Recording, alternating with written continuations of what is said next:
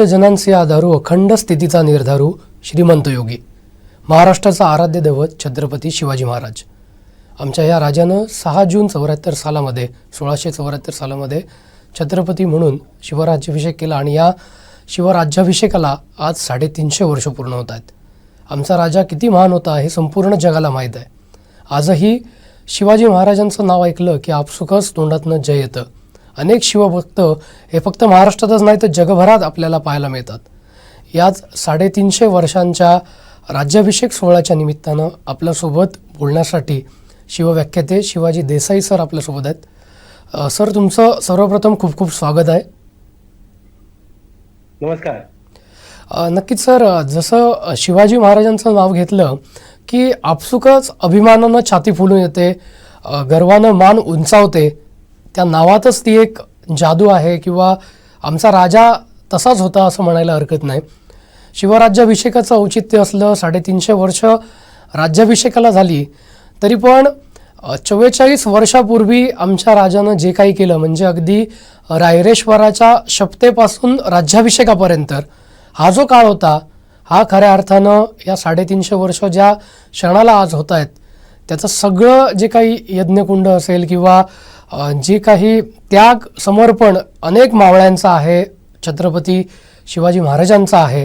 त्याचबरोबर अगदी त्या आधीपासनं मासाहेब जिजाऊंनी एक स्वप्न पाहिलं स्वराज्य निर्मितीचं आणि शिवबांच्या माध्यमातून ते पूर्ण केलं.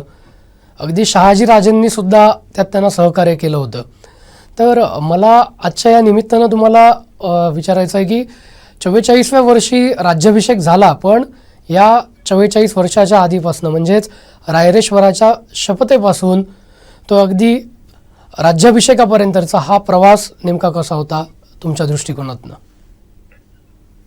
सुरुवातीला शिवराय समजून घेताना आपल्याला अगोदर शिवरायांच्या पूर्वीचा जो इतिहास आणि त्या इतिहासाचा कालखंड समजून घ्यायला पाहिजे. आपल्या एक लक्षात येईल, शिवरायांच्या पूर्वीची जी संपूर्ण भारतातली म्हणेन, केवळ महाराष्ट्रच नव्हे, संपूर्ण भारतातला जो कालखंड असा होता म्हणजे जवळपास 900 वर्षाचा कालखंड अक्षरशः गुलामीमध्ये होता. बरोबर. म्हणजे जनता जी होती ती अक्षरशः म्हणजे इसवी सन 711 पासून देशावरती म्हणजे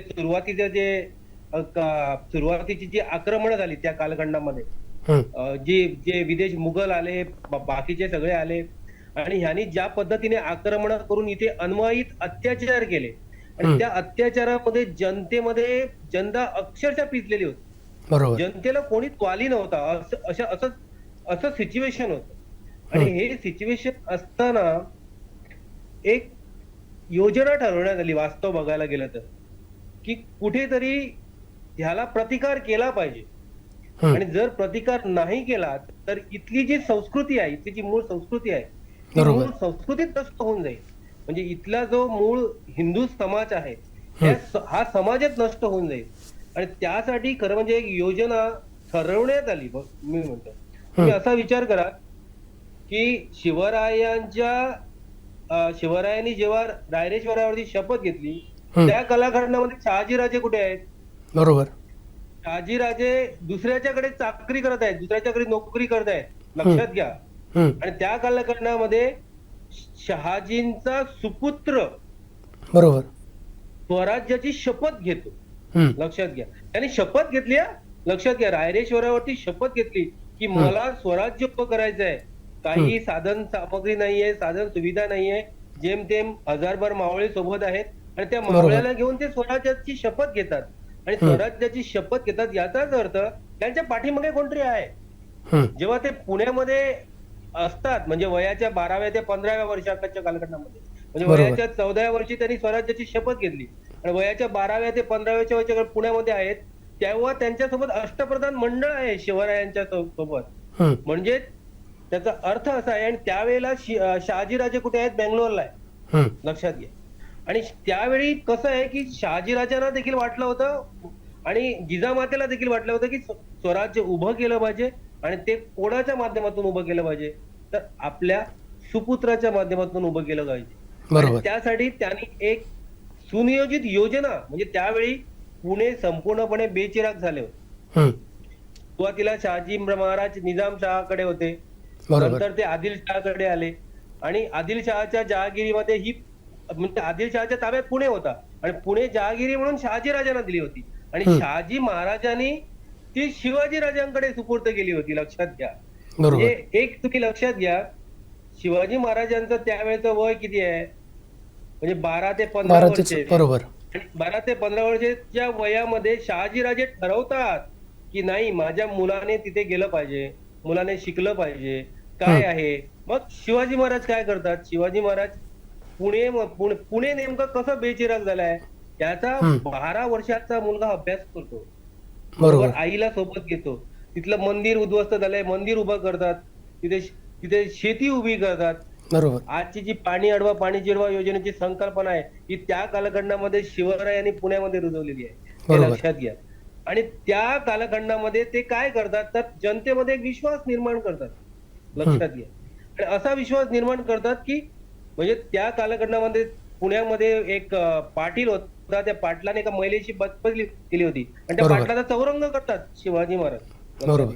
म्हणजे अशा कालखंडामध्ये त्या युवकाला म्हणजे शिवरायांच्या मनामध्ये एक एक योजना भरली जाते. म्हणजे त्या कालखंडामध्ये शहाजी महाराजांनी त्यांना मुद्रा दिलेली आहे, प्रतिपच्छ चंद्रलेखेनं वर्धिष्ठ विश्ववंदिता शाह सुनो शिवसेनेच्या मुद्रा भद्राय.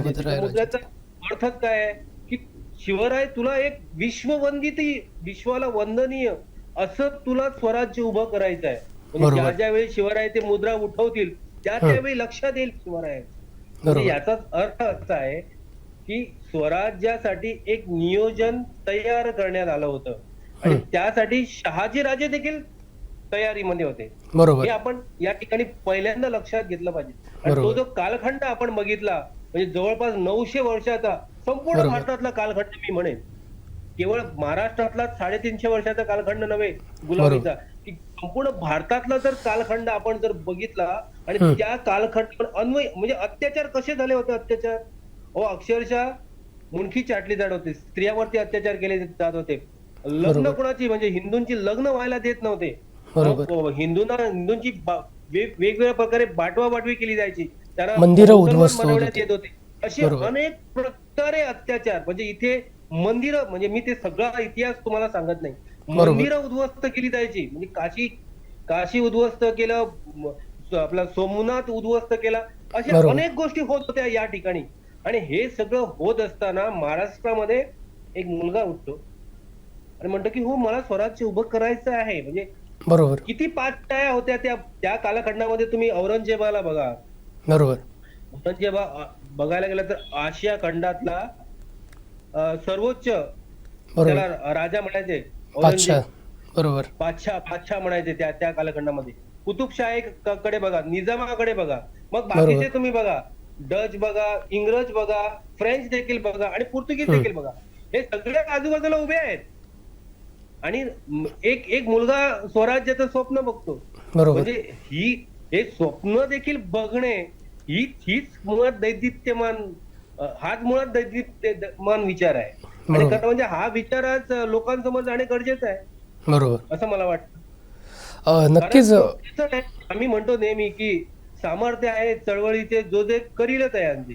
प्रत्येक व्यक्तीमध्ये एक सामर्थ्य आहे, प्रत्येक व्यक्तीमध्ये एक शक्ती आहे, परंतु ती शक्ती जागृत होणे तेवढंच गरजेचं आहे. तर शिवरायांनी नेमकं काय केलं, शिवरायांनी हेच केलं की एक शक्ती जागी केली आणि ती जागी करताना आपल्या माणसामध्ये विश्वास निर्माण केला. म्हणजे त्यावेळी शिवरायांसाठी माणसं अक्षरशः मरायला तयार होती. अनेक जणांनी आपल्या प्राणाची आहुती दिली. एक लक्षात घ्या, तुम्ही विचार करा, त्या जेव्हा आपला मिर्झा राजे जयसिंग स्वराज्यावरती औरंगजेबाच्या सांगण्यावरून चालून आला, 1666-67 चा तो कालखंड असेल, आणि त्यावेळेला बघा तुम्ही शिवरायांना त्यावेळेला तह करावा लागला 23 किल्ल्यांचा.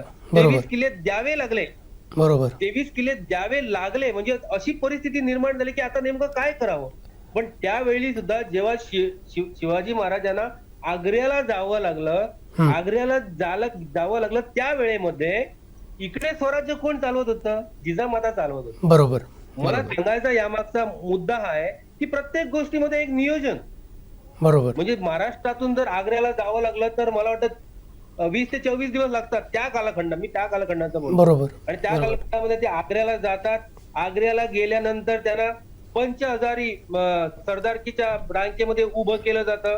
तो त्यांचा झालेला अपमान, त्या अपमानाचा त्या दरबारामध्ये औरंगजेबाच्या समोर अगदी. दरबारामध्ये बरोबर. शिवरायाने केलेला प्रतिकार आणि त्या बरोबर. प्रतिकाराला म्हणजे त्या प्रतिकाराला संपूर्ण जगातून मिळालेली वाहवा. म्हणजे बरोबर. काही तर इतिहास संशोधक किंवा इतिहास लेखक असे म्हणतात, तो प्रतिकार करताना शिवराय अक्षरशः खाली बसलेले आहेत त्या वेळेला.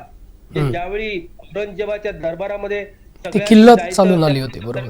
त्याच्याकडे हजेरी लावायची, त्याला मुद्रा करणार. शिवराय खाली बसलेले आहेत त्या वेळेला आणि खाली बस त्यांच्या आगाची लाई झाली. म्हणजे शिवरायांना कसं वाटायचं की मी एवढा मोठा हे आहे आणि मला ते ह्याच्यामध्ये बसवतात म्हणजे काय. म्हणजे बादशाला अक्षरशः त्यांनी काय म्हणतात की ललकारलं भर दरबारामध्ये शिवरायांनी त्यावेळेला. आणि त्यावेळेला कशी शिवरायांच्या संदर्भात म्हणजे एक शिवरायाने एक कॉन्सेप्ट तयार केला होता का, शिवरायांच्या विषयी कॉन्सेप्ट तयार केला होता की शिवराय 40 फूट उंच उडी मारतात असा एक कॉन्सेप्ट तयार केला होता. आणि ती भीती देखील औरंगजेबाला होती की बरोबर. ते जादू करतात असंही म्हटलं जायचं. 40 फूट अचानक उडी मारून आपलं काहीतरी केलं तर. बरोबर. म्हणून कसं होतं की शिवरायांच्या बाबतीत औरंगजेब सुद्धा एवढा हे होता की त्याला सुद्धा हे होतं की नेमकं या व्यक्तीबाबत काय करावं, तो संभ्रमित असायचा. आणि समजा याच्या बाबतीत डायरेक्ट आपण दगाफटका केला तर बाकीच्यांनी प्रतिकार केला तर असंही त्याला वाटायचं. किंवा त्याला हे देखील वाटायचं की त्याच्या ज्या दरबारामध्ये जे हिंदू आहेत त्याने प्रतिकार केला तर यामुळे तो संभ्रमित होता. म्हणून त्याचं नियोजन कसं होतं की शिवरायांचा जर काटा काढला तर आस्ते आस्ते काटा करायचा, हळूहळू काटा काढायचा, बाकीच्या माध्यमातून काटा काढायचा, ही त्याची योजना होती. पण त्याच्यापेक्षा 10 पावलं पुढे शिवराय विचार करत होते, लक्षात घ्या. मग ते आता आपण म्हणतो शिवराय पेटाऱ्यातून गेले, बाकीच्यातून गेले, तो एक इतिहासाचा संशोधनाचा मुद्दा आहे. परंतु त्यातून शिवराय निसटले त्या आग्र्यातून, ही घटना एक एवढी हे आहे. म्हणजे तुम्हाला विचार करा त्या कालखंडामध्ये जर औरंगजेबाच्या भागातून म्हणजे औरंगजेब त्या संपूर्ण भागावर राज्य करत होता, त्यातून जर निसटायचं झालं तर ते परवाने पाहिजेत ना. बरोबर. तिथून कोणी जाताना समजा आग्र्याहून जर कोणाला महाराष्ट्रात यायचंय, कुणालाही कुठेही जायचं तर ते त्या राजाचे परवाने पाहिजेत. शिवरायांनी कशी युक्ती करून हे परवाने मिळवले असतील म्हणजे त्यामागचा एक मोठा इतिहास आहे. आपल्याकडे वेळ खूप कमी आहे, त्याच्यावर आपण कधी नंतर भाष्य करू. ते परवाने मिळवल्यानंतर समजा जेव्हा ते रायगडला वरती पोहोचतं म्हणजे महाराष्ट्रात जेव्हा पोहोचतात आपले शंभूराजे वारल्याची हूल उठवतात. बरोबर. अगदी श्राद्ध सुद्धा शंभूराजेंचं त्यांनी घातलं. जिवंतपणी शंभूराजांचं श्राद्ध सुद्धा. आणि शंभूराजांना तिथे सुरक्षित ठिकाणी ठेवण्यात आलं आणि नंतर शिवराय पोचल्यानंतर शंभूराजे पोचतात. म्हणजे विचार करा की हे जे व्यक्तिमत्व आहे शिवराय, हे किती दूरदृष्टीचं व्यक्तिमत्व होतं. बरोबर. म्हणजे अडचणीमध्ये देखील म्हणजे आपण जर बघायला गेलं तर एखादी अडचण आली तर अडचणीमध्ये देखील आपलं काय म्हणतात ते डोकं शाबूत ठेवणे. बरोबर. लक्षात घ्या. असं नाहीये की शिवराय जे काय करत होते त्याला सगळेच शिवरायांच्या बरोबर होते, ते पाठिंबा देत होते, अशी गोष्ट नाहीये. तेवढाच शिवरायांना त्यांच्या लोकांचा देखील विरोध होता. लक्षात घ्या. म्हणजे स्वकीयांचा विरोध जास्त होता. हो, आपल्या स्वकीयांचा विचार त्यांना खूप होता. मग ते आपले चंद्रराव असतील याचे जावळीचे, बरोबर, त्यांनी विरोध केला. शिवरायांनी त्यांना सांगितलं की तुम्ही स्वराज्यामध्ये या, स्वराज्यामध्ये येऊन सोबत एक होते. पण चंद्ररावांनी अरेरावी केली म्हणून शिवरायांना त्यांना मारावं लागलं. लक्षात घ्या. आज आपण जो प्रतापगड एवढा मोठा बांधलेला म्हणतो तो जावळीच्या खोऱ्यातला प्रतापगड आहे. तिथे गेल्यावर मग ते शिवरायांना त्यांच्यातले ते मोरारबाजी देशपांडे भेटतात, त्यांना शिवराय आपल्या स्वराज्यामध्ये आणतात. अशी अनेक माणसं अनेक पद्धतीने ना शिवरायांनी जवळ केली, हे आपण लक्षात घेतलं. म्हणजे शिवरायांनी काय केलं की शिवरायांनी ना माणसं जोडली, माणसं जोडून त्यांच्यामध्ये विश्वास निर्माण केला. आणि त्या विश्वासामुळे काय झालं की शिवरायांची जी ख्याती म्हणा किंवा शिवरायांच्या विचारांची व्याप्ती ती हळूहळू वाढायला लागली. म्हणजे त्या कालखंडामध्ये असा रिवाज होता की जर एखादा सैनिकाने कर्तबगारी गाजवल्यानंतर त्याला सोन्याचं मण बक्षीस देणं, बरोबर, किंवा सैन्याला आपल्या लढाईला जाण्यापूर्वीच बक्षीस देणं, अशी शिवरायांनी प्रथा अवलंबली होती. आणि त्या कालखंडामध्ये जो पगार सैन्याला मिळत होता तो पगार कधीच थकत नव्हता. वेळेच्या बरोबर. वेळेवर पगार देणं, मग शेतीच्या वेळेला म्हणजे ज्यावेळी शेती असायची म्हणजे पावसाळ्यात शेती करायची तर पावसाळ्यात शेती करायची, पावसाळ्यात युद्ध करायची नाही. तुम्ही जर शिवरायांचा राज्याभिषेकाचा कालखंड घेतला तुमच्या लक्षात येईल. म्हणजे हा आहे आपला हेनरी हेनरी ऑक्सिडेंट म्हणून एक ब्रिटिश हम्म, शिवरायांच्या राज्याभिषेक वेळी हजर होता तिथे. बरोबर. तो लिहितो की तो काय म्हणतो की या कालखंडामध्ये म्हणजे 6 जून ही तारीख राज्याभिषेकासाठी निवडण्यात आली. हम्म, आता 6 जून ही तारीख कशी आहे लक्षात घ्या. एकतर पावसाळ्याची सुरुवात आहे आणि गरमी संपते. बरोबर. पण हा मे महिन्यामध्ये हेनरी ऑक्सिडेंट तिथे पोहोचतो रायगडावरती आणि तो लिहितो की इथे प्रचंड गर्दी आहे. गर्दी नाही, गरमी आहे, हम्म, हम्म, खूप गरमी आहे. म्हणजे गरमी हे करून म्हणजे गरमीला वगळून बरोबर पावसाच्या सुरुवातीला हम्म, त्यांनी ती तारीख निवडली हे लक्षात घ्या. म्हणजे बरोबर. राज्याभिषेकासाठी जवळपास म्हणजे 29 मे पासून राज्याभिषेकाची प्रक्रिया सुरू सुरुवात झाली. होते बरोबर बरोबर. शिवरायांची. म्हणजे जवळपास एक 2 जून. 7 दिवस 6 ते 7 दिवस ही बरोबर. प्रक्रिया सुरू होती. आणि त्या प्रक्रियेमध्ये काय होतं की ती एवढी मोठी प्रक्रिया करण्यामध्ये हेतू एक मोठा होता. तो हेतू असा होता की त्याच्यामध्ये अनेक प्रकारचे विधी होते, विधी वगैरे होते, त्याचबरोबर बरोबर. ते प्रायश्चित होतं त्या बरोबर. ह्याच्यामध्ये. तर नक्कीच आपण शिवराज्याभिषेकावर बोलूच, पण अजूनही आठवण जसं तुम्ही म्हटलं की शिवाजी महाराजांनी हिरे निवडले होते. अगदी अफजल खानाचा वध असेल, शाहिस्तेखानाची छाटलेली बोटं असतील किंवा थेट औरंग्याच्या घरात जात त्याला दिलेला दम असेल, हे सगळं इतिहास आपल्यासमोर आहे. आणि अगदी तानाजी मालुसरे असतील, बाजीप्रभू देशपांडे असतील, अगदी शिवा काशीतपर्यंत असे अनेक मावळे, अनेक हिरे शिवाजी महाराजांसाठी ज्यांनी आपल्या जीवाचं बलिदान दिलं, रक्ताचं पाणी केलं, असे हे मावळे. अशी अनेक नावं आहेत. मी काही त्यांच्या सहकाऱ्यांची नावं घेतली. आणि ज्यावेळी शिवाजी महाराज राज्याभिषेकासाठी एक एक पायरी वर चढत होते त्यावेळी ह्या प्रत्येकाने दिलेलं बलिदान हे शिवाजी महाराजांच्या मनात येत होतं, जिजाऊंच्या मनात येत होतं आणि राजे पुढे जात होते. तर यावरही आपण बोलणार आहोत. आणि जसं तुम्ही राज्याभिषेकाबद्दल म्हटलं तर ज्याचा उल्लेख केला, ह्या राज्याभिषेक सोहळ्यासाठी गागा भट्टांची नेमणूक करण्यात आली होती. तर त्याबद्दल तुम्ही काय सांगाल? कारण गागा भट्टांनी सुद्धा या राज्याभिषेक सोहळ्यासाठी 2 ग्रंथ लिहिले होते आणि त्या ग्रंथ लिहिल्यानंतर त्या पद्धतीनं म्हणजे सगळ्या विधी, अगदी सगळ्या नद्यांचं आपलं जल असेल त्याच्यातनं तो अभिषेक असेल, त्याचबरोबर अगदी 32 मण सिंहासन जे आजही आपण पाहतो किंवा ऐकतो, तर ही सगळी जी एकदम आपल्या परंपरेला लागून असणाऱ्या सगळ्या गोष्टी त्यावेळी केल्या गेल्या आणि अगदी शास्त्रशुद्धपणे हा राज्याभिषेक केला गेला. अगदी राजदंड घेऊन आमचा राजा छत्रपती झाला, सिंहासनाधीश्वर झाला. तर हा नेमका क्षण कसा होता? वास्तविक बघायला गेलं ना म्हणजे मी जेव्हा इतिहासाचं अध्ययन करतो हम्म, की अनेकांनी हे जे दागा बट आहेत, जे काशीचे पंडित किंवा काशीचे पीठाधीश आम्ही ज्यांना म्हणतो, हे काशीचे पीठाधीश, पण वास्तविक ते महाराष्ट्रातले, बरोबर. ते खरे महाराष्ट्रातले गागा भट जे आहेत ते. हम्म, आणि गागा भटांनीच खरं म्हणजे राज्याभिषेकाची संकल्पना समोर आणली आणि ती शिवरायांसमोर मांडली. बरोबर. लक्षात घ्या. आणि शिवरायांसमोर मांडली म्हणजे त्यांनी त्याच्या मागची शिवरायांना कारण सांगितली.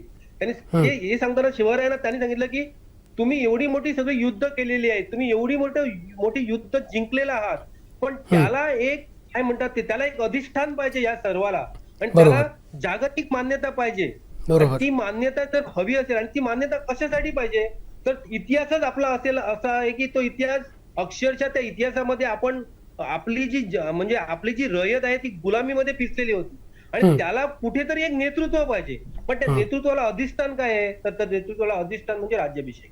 आणि हे सगळं शिवरायांना पटवून देण्यात आलं. लक्षात ठेवा, केवळ गागा भट हे एकमेव त्याच्यासाठी पुरोहित किंवा ब्राह्मण नव्हते. अनेक ब्राह्मण देशातून त्या राज्याभिषेकासाठी बोलवण्यात आले होते. लक्षात घ्या. बरोबर. आणि 32 मणाचं सिंहासन करण्यामागची भूमिका नेमकी काय होती तर त्यामागची जी भूमिका होती ती भूमिका हीच होती की माझा राजा हा शिवराय जे आज छत्रपती होणार आहेत, म्हणजे गागा भट्टांनी त्याला छत्रपती म्हटलंय, छत्रपती होणार आहेत, की हे जे छत्रपती होणार आहेत त्या छत्रपतींनी आपल्या कर्तृत्वामधून आणि आपल्या नेतृत्वामधून काय कमवलेलं आहे, त्यांची नेमकी कीर्ती काय आहे ती त्या सिंहासनामधून दिसली पाहिजे ना. आपण आणि ते सोन्याचं सिंहासन आपण म्हणतो त्याला. सोनं म्हणजे बरोबर. नेमकं काय? जर आपण कुंडलिनी बघितली तर सोन्याला आपण गुरुची महती देतो. म्हणजे बरोबर. सिंहासनावर बसणारा गुरु, लक्षात हम्म. घ्या. म्हणजे त्यामध्ये एक शास्त्र आहे ते बरोबर. 32 मोण्याचं सिंहासन करण्यामध्ये. म्हणजे हिरोजी इंदुलकर असतील किंवा मला वाटतं रामाजी चित्रे यांनी बरोबर. ते सिंहासन सगळं बनवलेलं आहे, लक्षात घ्या. आणि त्यामागे आणि त्या राज्याभिषेकाच्या वेळी जे राज्याभिषेकाच्या पूर्वीचे जे 4 महिने होते त्यावेळेला जवळपास 1,00,000 लोक रायगडावरती आहेत, बरोबर. लक्षात घ्या. 1,00,000 लोक रायगडावरती आहेत आणि 1,00,000 लोक जे आहेत हे हे कोणी म्हणजे राजे आहेत, सेनापती आहेत, हे अनेक अनेक प्रकारचे लोक आहेत. आणि अशा बरोबर. लोकांची व्यवस्था करणे त्यावेळेला हे देखील सोपं नाही ना. बरोबर. म्हणजे त्यावेळेचा मी तुम्हाला एक हे सांगतो की प्रतापराव गुजर हे राज्याभिषेकाच्या काही दिवसापूर्वीच गेलेले आहेत. म्हणजे बहलोल खानाने जेव्हा हल्ला केला त्यावेळेला पहिल्यांदा बहलोल खानानं प्रतापराव गुजरांनी सोडलं. बरोबर. ते सोडल्यानंतर शिवराय रागावले. म्हणजे वेडात मराठे दौडले 7 बरोबर. बरोबर. 7 जणांना घेऊन प्रतापराव गुजर गेले. बरोबर. वास्तविक प्रतापराव गुजर हे शिवरायांच्या राज्याभिषेकानंतर सरसेनापती होणार होते, बरोबर. लक्षात घ्या. प्रतापराव गुजर होणार होते. पण काय झालं की ते त्यावेळी ती दुःखद बातमी आली. ही सगळी तयारी असताना एवढंच नव्हे तर शिवरायांची पत्नी काशीबाई, मला वाटतं मी जर चुकलो नसेल तर, ती पत्नी सुद्धा त्याच्या पूर्वी म्हणजे तो काही काळापूर्वीच, काही दिवसापूर्वीच ती गेलेली आहे.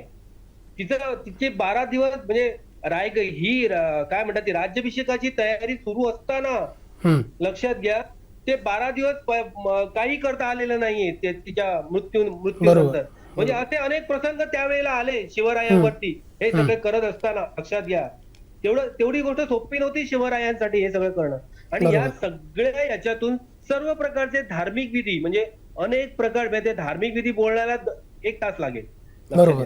हे असे सगळ्या प्रकारचे धार्मिक विधी तयार करून, लक्षात घ्या की अखेर तो दिवस उजाडला. आणि तो म्हणजे 6 जून त्याला म्हणतो तो दिवस उजाडला. पण त्याच्या पूर्वीचा जर आपण सगळा जर इतिहास बघितला तर एक लक्षात घ्या,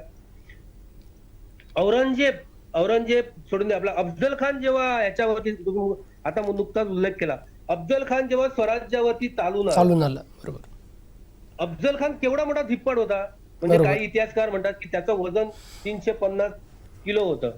आणि शिवरायांचं वजन, जेव्हा शिवरायांची तुला करण्यात आली राज्याभिषेकाच्या वेळी, त्यांचं वजन किती, 120 किलो एवढं, 120 का 150 किलो एवढं कितीतरी शिवरायांचं वजन असं म्हणतात, लक्षात.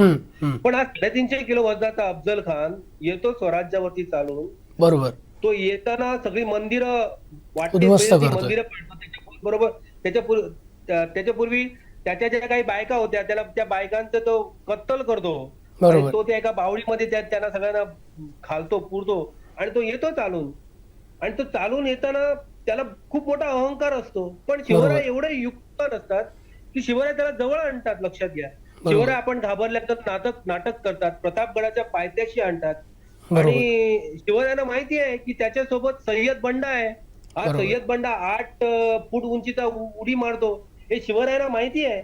मग शिवराय काय करतात तुम्हाला माहिती आहे? शिवराय आपला सोबत घेतात जो जिवामाल कोण होता? हा जिवामाल शिवरायांना पुण्याच्या आपल्या लाल महाल त्या ठिकाणी, पुण्याच्या लाल महालामध्ये जेव्हा शिवराय बसले होते तेव्हा त्या जिवामाले त्यांना भेटला होता.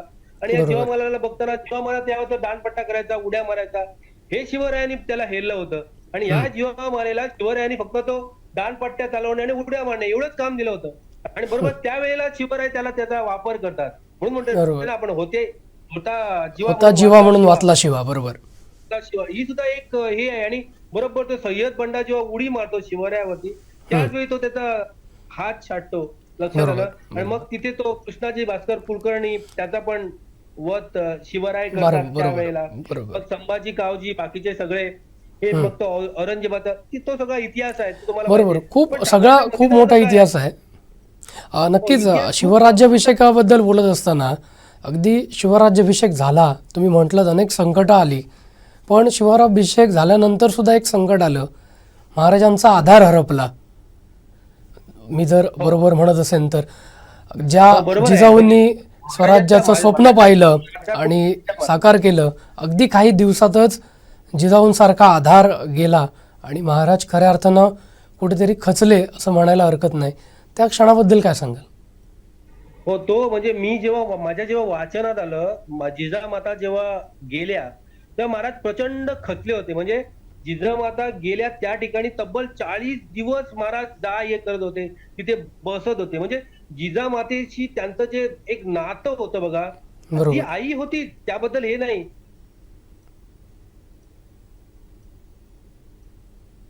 तुल्य आई ज्याला आपण म्हणतो, अशा प्रकारचं त्या दोघांचं नातं होतं, लक्षात घ्या. आणि हम्म. ते ते एवढे खचले माहितीये, मला वाटतं कदाचित आता इतिहासकार काही जण सांगतात शिवरायांच्या मृत्यूविषयी अनेक गोष्टी सांगतात, पण ते बऱ्याच अंशाने खचले शिवराय, लक्षात घ्या.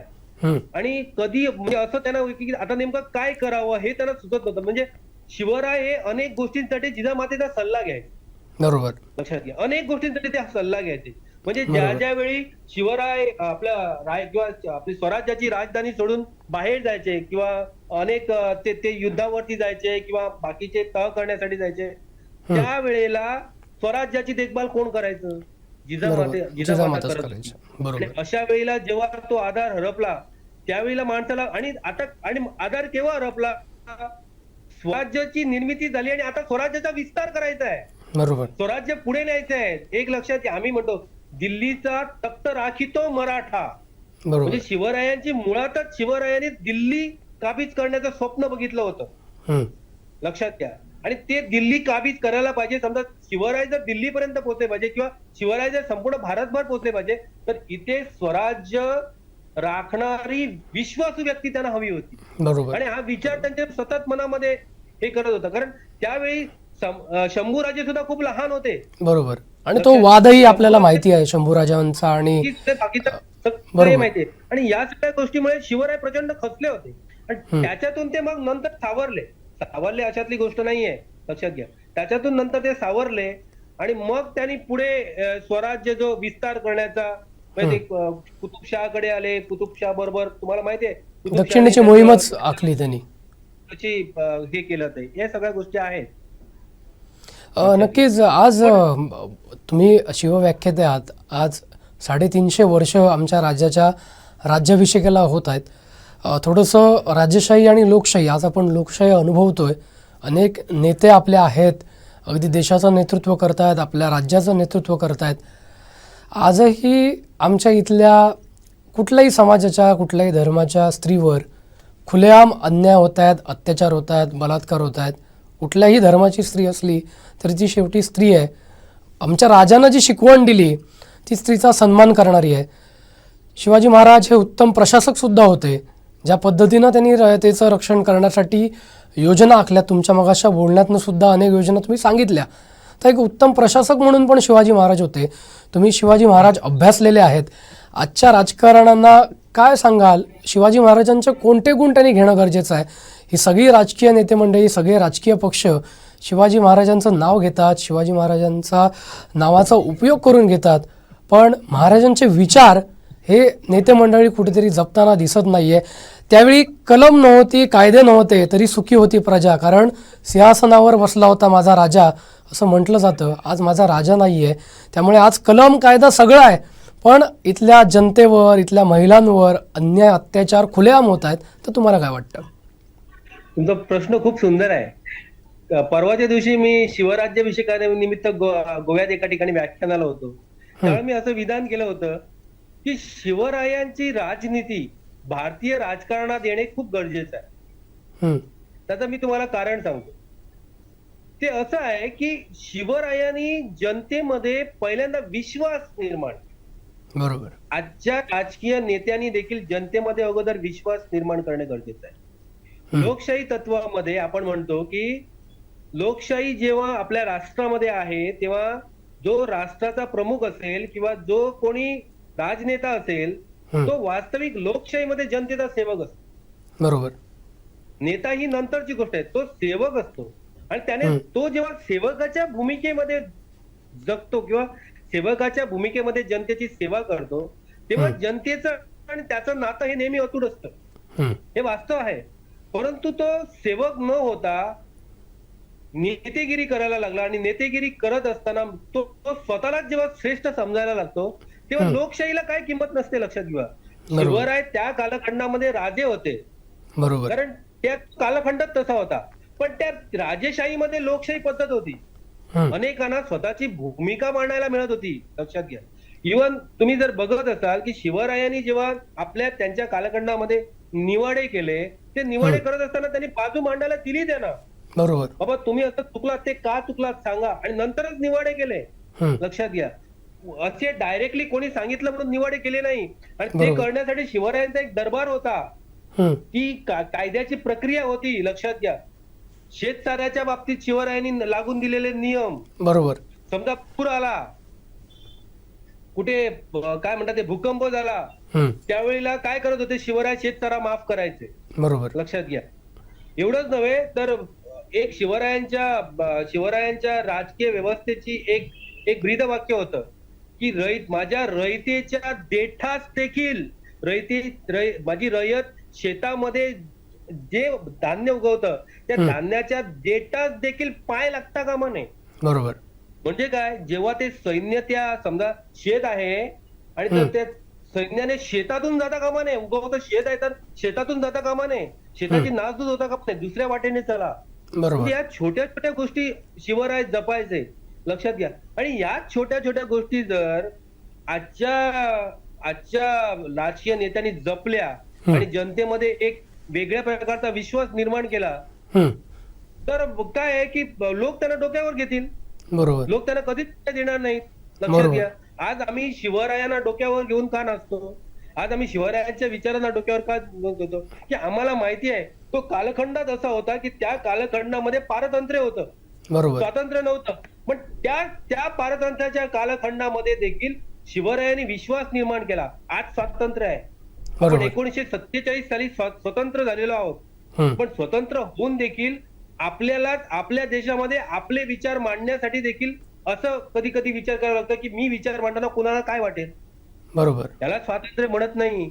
स्वातंत्र्यामध्ये जसा सत्ताधारी लोकांना मान हवा असतो तसा विरोधकांना पण हवा असतो ना.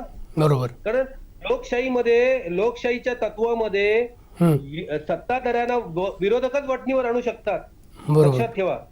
पण त्याचबरोबर विरोधक आहेत म्हणून तुम्ही विरोधकावरती पाहिजे तसं करायला लागलात असं होणार नाही.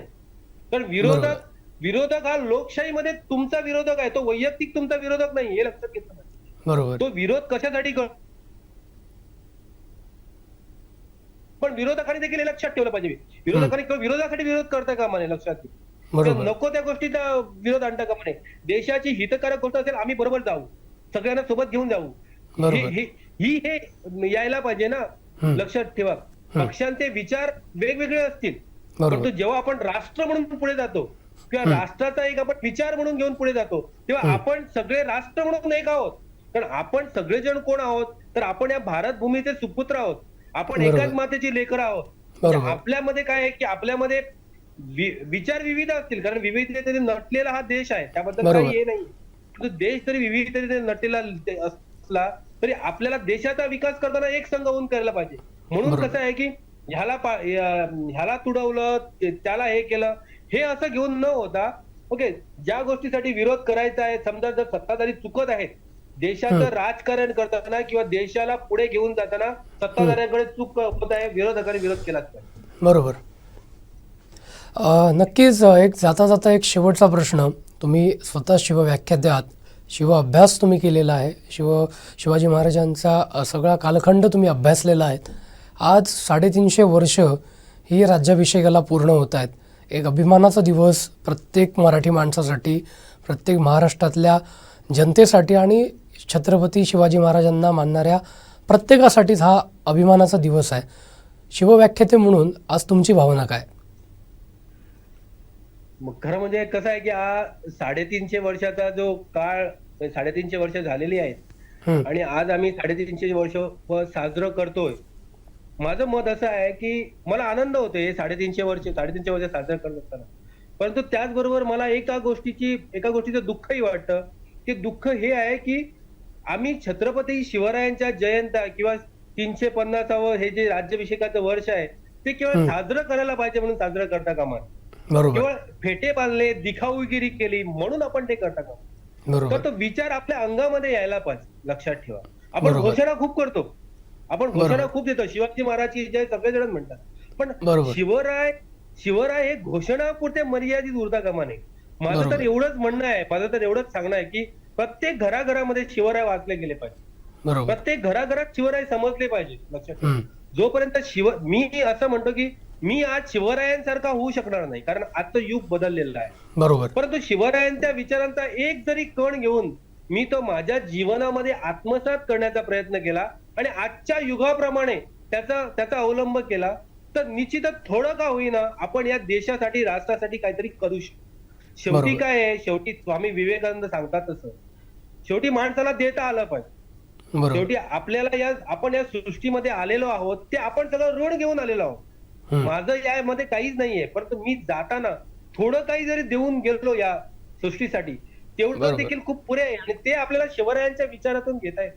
नक्कीच नक्कीच हा इतिहास आहे अगदी शिवराज्याभिषेकाचा 350 वर्षाचा असेल किंवा स्वतः शिवाजी महाराजांचा इतिहास असेल, तो एवढ्या कमी वेळात सांगणं, कमी वेळात तो मांडणं सोपं नाही आहे. कारण हा इतिहासच मोठा आहे आणि हा इतिहासच आमचा अभिमान आहे, हा इतिहासच आमची शान आहे. देसाई सर, आपले मनपूर्वक धन्यवाद. अगदी कमी वेळामध्ये तुम्ही शिवाजी महाराज आम्हाला सांगितले, शिवाजी महाराजांचा विचार सांगितला. नक्कीच येणाऱ्या पिढीनं, आमच्या राजकीय नेत्यांनी आणि सर्वांनीच जे शिवाजी महाराजांना मानतात त्यांनी शिवाजी महाराजांचा एक तरी गुण त्यांच्या जयंतीनिमित्त, त्यांच्या पुण्यतिथीनिमित्त किंवा राज्याभिषेक दिनाच्या निमित्तानं अवगत करावा, अवलंबावा आणि शिवाजी महाराजांचा विचार जपावा, हेच या निमित्तानं सांगतो. आपले पुनश्च खूप खूप धन्यवाद. तुम्हालाही धन्यवाद.